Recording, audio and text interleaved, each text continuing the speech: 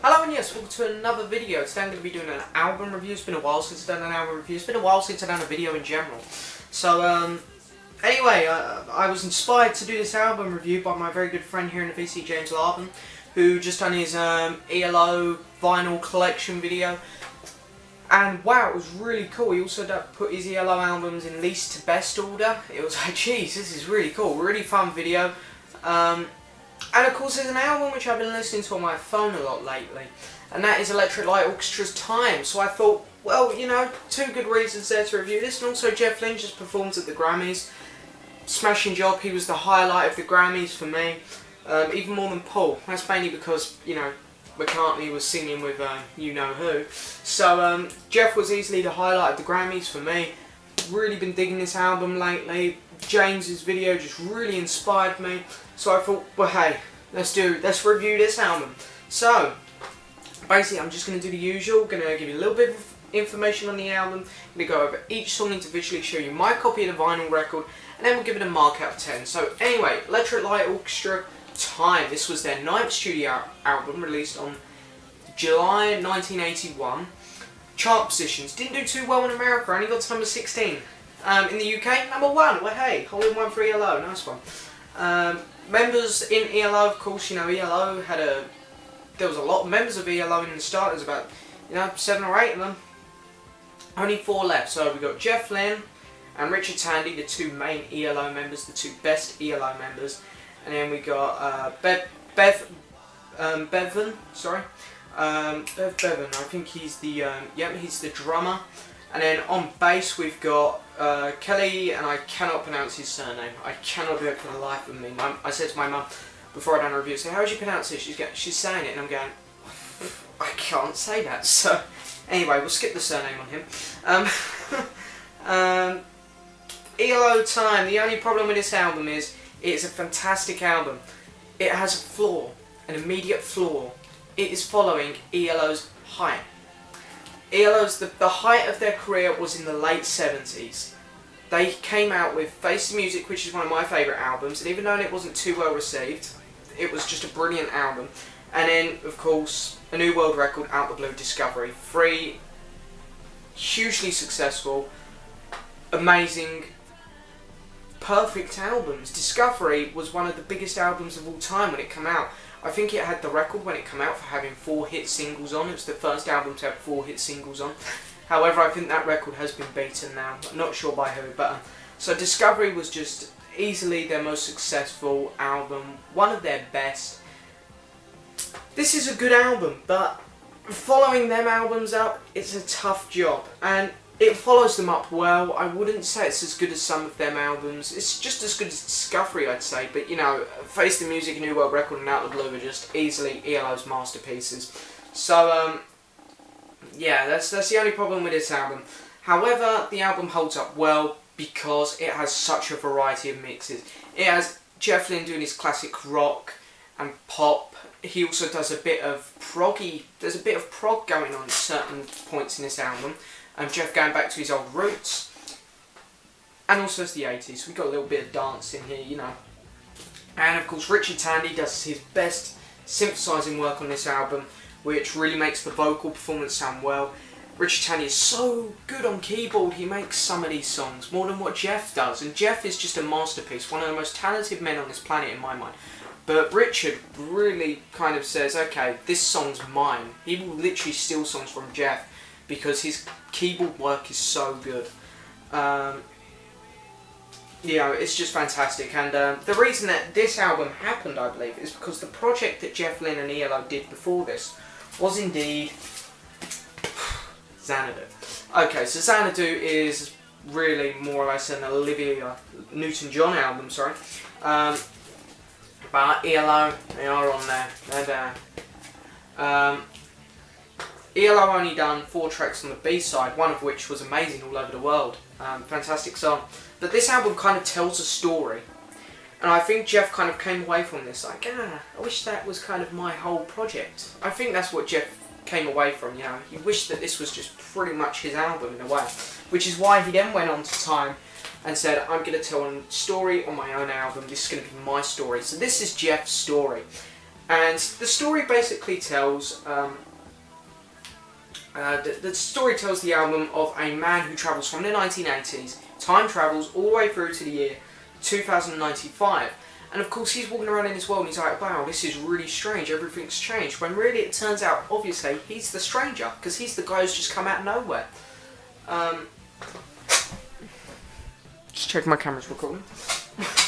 So he is the stranger, and it's quite interesting, because when we get to about the track, you know, the way life's meant to be, you know, the lyrics get really interesting, and I really like that he's doing a story on a character in the future.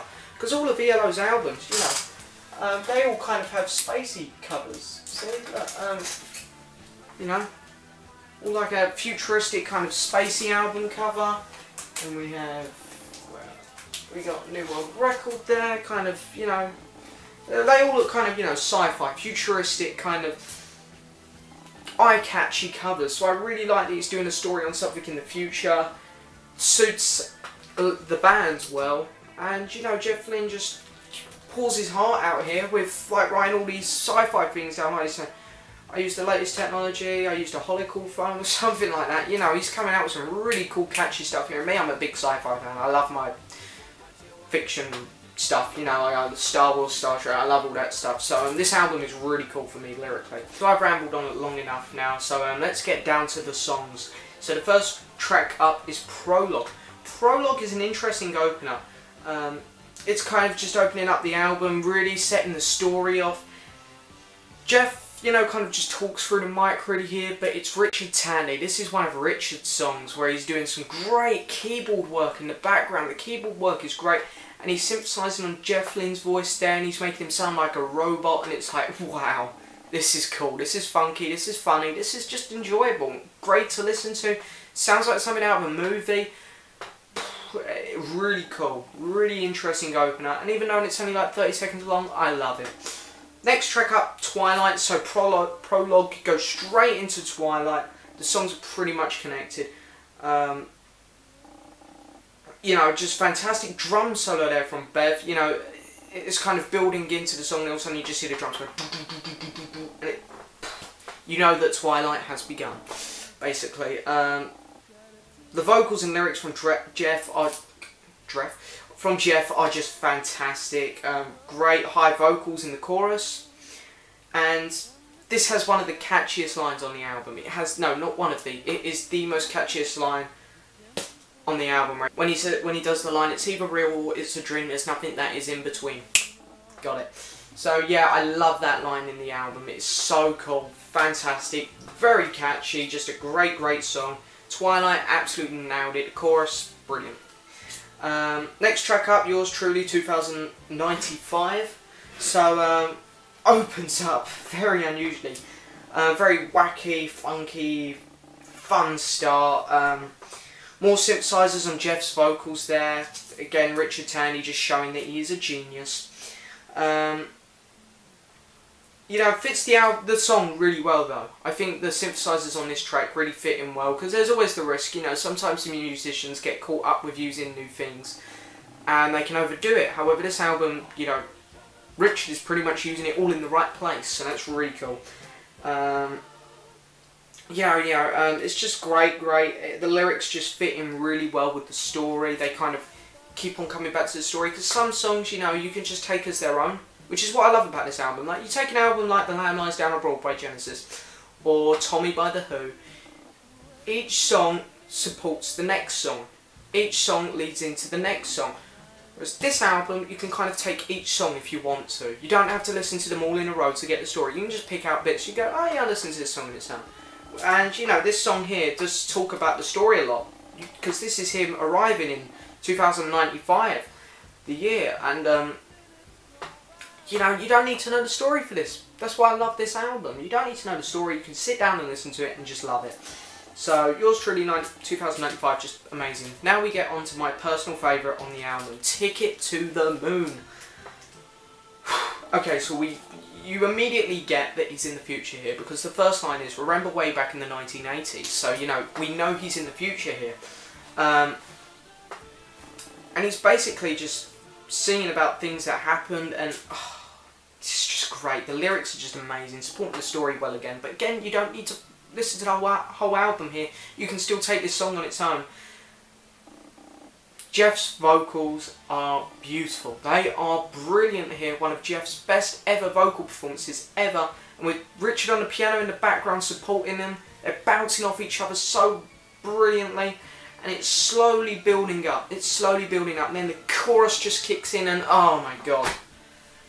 What a brilliant song. This song builds tension without you knowing it in a way. You're like, where's the song going? And all of a sudden it's slowly, the violins come in and it's like, here we go, here we go. And all of a sudden the chorus just comes in, just boom. Amazing song. Absolutely brilliant. Next track up, The Way Life's Meant to Be. Like the violin intro. And I really like the violin intro because when the acoustic guitar comes in with Jeff's vocals, it just sounds brilliant. Brilliant.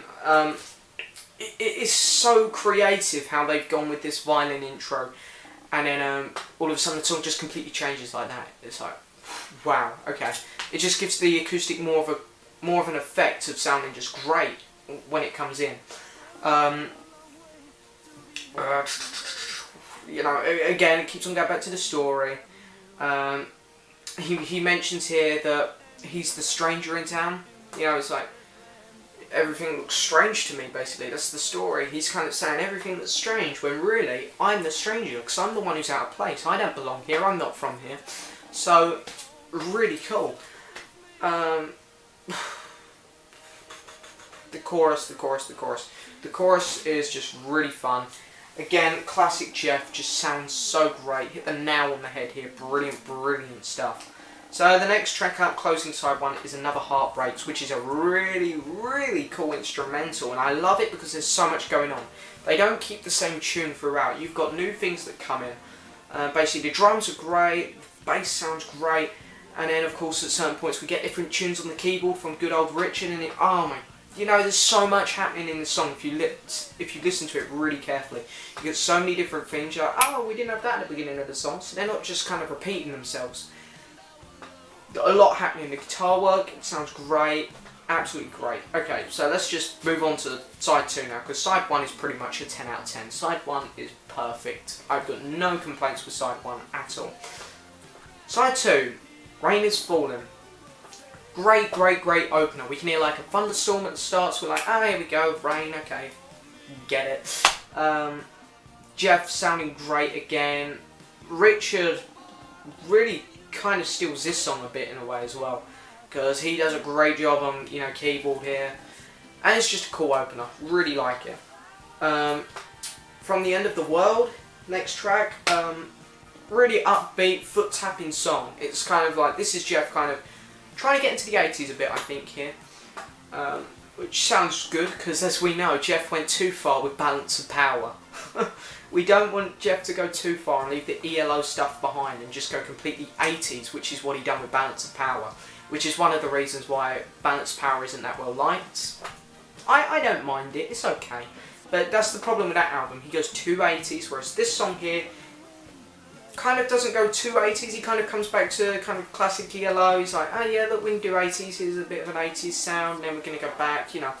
So that's why I like this song a lot. However, because of that, I really do feel it's one of the weaker songs on the album. You know, I'd rather listen to one of ELO's classic kind of sounding tracks, which pretty much nearly all of these are. This one here sounds a little too 80s for me, I don't know, a little bit too trying hard. But it's a good song. This is a good song, just one of the weak ones on the album. So next track up is probably a lot of people's favourite, The Lights Go Down. And it is a brilliant song, very, very catchy. Jeff sounds brilliant.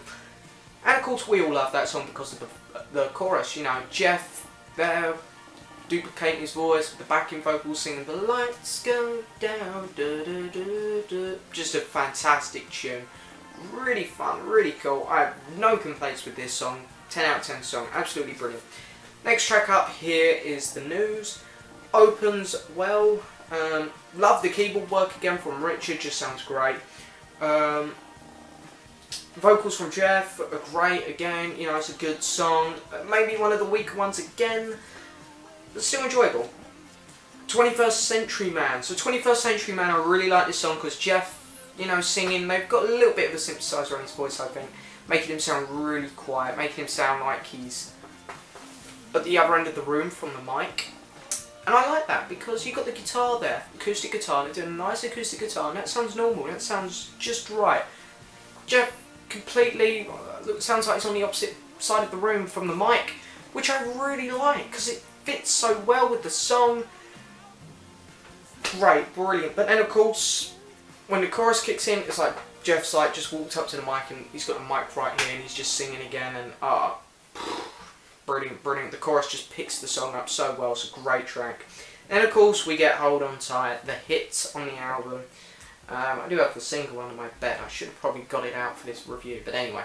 Hold On Tight is really fun, really rocking track. Jeff kind of going back to his old, I don't know, kind of going back to his 70s kind of sound. Lyrics are great, vocals are great. He actually sings in French here. I'm not sure why, whether it's something to do with the story there. Maybe he travels to France, I don't really know, to be honest. Or maybe ELO were just very, very popular in France at this time. So, you know, a bit like what the Beatles done. They sung I Want to Hold Your Hand and She Loves You in German back in the early 60s because they were so popular in Germany. You know, maybe it's something like that, I'm not sure. But anyway, he sings in France, it fits with the song, it sounds cool, no problems. And it just shows how talented Jeff is. And then the last track up is well, pretty unusual really actually. The last track just actually kind of, I think would have sounded better as an instrumental, even though Jeff does give really good vocal performance in it. It's only like a minute track. Really great keyboard work from Richard there. Very, very fun song, and I love it. So, closes the album well. Okay, so now, here we go. Here's my copy of the vinyl record. Now, I have two copies of this on vinyl. This is my original British one, which is in really good condition. I got it really cheap, very happy. Design of the record, I love the cover. Very creative, got the moon there. I think that's the moon anyway. Couple other planets here. And it just looks so cool because this is space, but space looks like it's a puddle. You know, you've got yellow here, so maybe a puddle on the beach. I don't know. You could say a beach here. This is the sea. Space is reflection, and a tennis ball has just come flying out of the water. I'm just joking. I have no idea what this album cover is. So yeah, back cover basically. I don't really like how all the words are connected. I think there should be a little gap, having this track listing on its own somewhere else. I'm just being picky, I guess, because I've seen some better back covers. But anyway, I mean, you know, as far as they go, I mean, it looks pretty cool. Nice little planet there. Jet Records up there. So yeah, the album cover design wise, pretty good. Spine, nothing too special, but yeah, okay, so I like it. Inner sleeve. So this is an original UK press, and we've got a nice blue inner sleeve there with all the lyrics. So if you really want, you can sing along and you can get a bit of a gist of the story there. So on the back we have a picture of the band. It tells you what each of them do. So Richard Turney, piano, electric, piano, synthesizers, guitar. You know, Jeff Lynne, lead vocals, backing vocals, electric, acoustic guitar, piano and synthesizers, and blah blah blah blah blah. So yep. So here it is on Jet Records. ELO logo up there.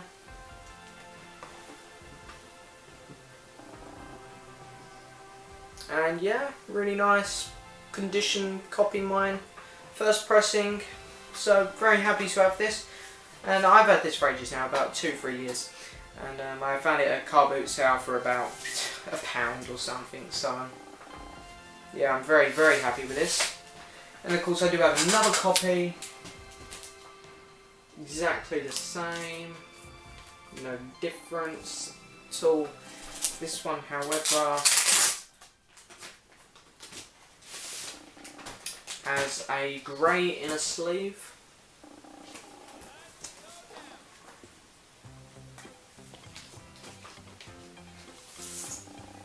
And I actually prefer the label on this one, it's a lot brighter, and this one is made in...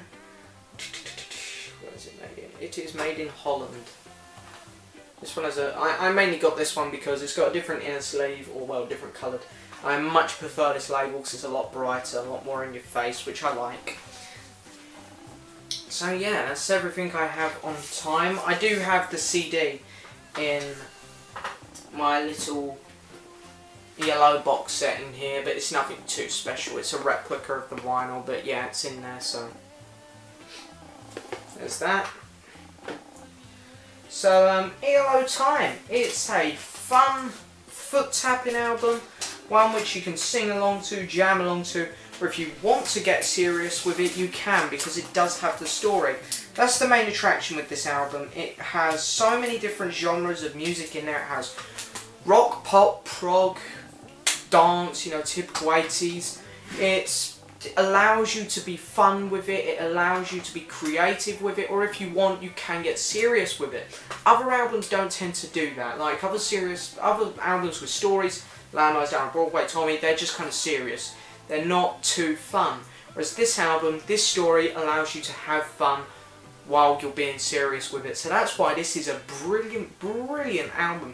This is a masterpiece, really. Unfortunately, it just had to follow up those other albums, which is its downside. However, this album is so much fun.